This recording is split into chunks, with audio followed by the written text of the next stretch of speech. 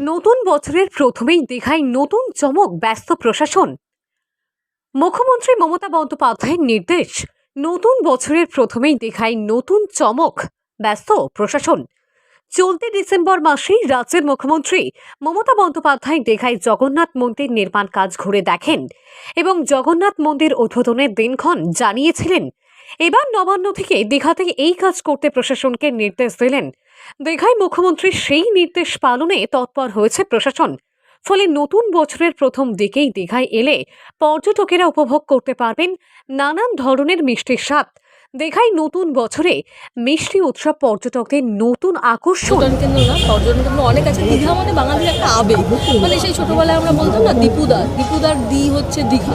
তো দীঘা সেটা আলাদা একটা মাত্রা যোগায় পর্যটন কেন্দ্রে। সেক্ষেত্রে ভাবে আরও উন্নয়নের দিক থেকে সাজিয়ে তুলছেন যাতে পর্যটন কেন্দ্র হিসেবে দীঘার স্থান আরও অনেকটা এগিয়ে যায়, সেই প্রচেষ্টা চলছে। এবং পর্যটক বিভিন্ন জায়গায় আমরা ঘুরে তাদের সাথে কথা বলে দেখেছি, তারাও খুবই খুশি এই উদ্যোগে, আমাদের উদ্যোগে যে বছর শুরুতেই নয় আকর্ষণ দীঘায়।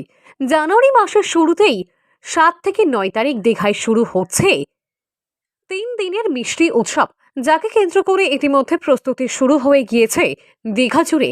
মুখ্যমন্ত্রী মমতা বন্দ্যোপাধ্যায় নবান্নের সাংবাদিক বৈঠক থেকে দীঘায় মিষ্টি উৎসবের কথা জানিয়েছেন। সেই মিষ্টি উৎসবে স্বয়ং মুখ্যমন্ত্রী নিজে না থাকলেও সেখানে উপস্থিত থাকার নির্দেশ দিয়েছেন রাজ্যের মন্ত্রী মানস রঞ্জন ভূঁইয়া ও স্থানীয় বিধায়ক অখিল গিরিকে। এই মিষ্টি উৎসব নিয়ে বিশেষ বৈঠকও করেছেন জেলা প্রশাসনের আধিকারিকরা। মিষ্টি উৎসব নিয়ে দীঘা জুড়ে এখন ব্যস্ততা প্রশাসনের। মূলত এই মিষ্টি উৎসবের রাজ্যের বিভিন্ন প্রান্তে ছড়িয়ে ছিটিয়ে থাকা মিষ্টি ব্যবসায়ীদের এক ছাতার তলায় নিয়ে এসে বিভিন্ন বিষয় নিয়ে আলোচনা করা হবে। পশ্চিমবঙ্গের প্রতিটি জেলার পাশাপাশি রাজ্যের বাইরে থেকেও মোট 6,000-এর বেশি মিষ্টি ব্যবসায়ীরা এই মিষ্টি উৎসবে অংশগ্রহণ করবেন।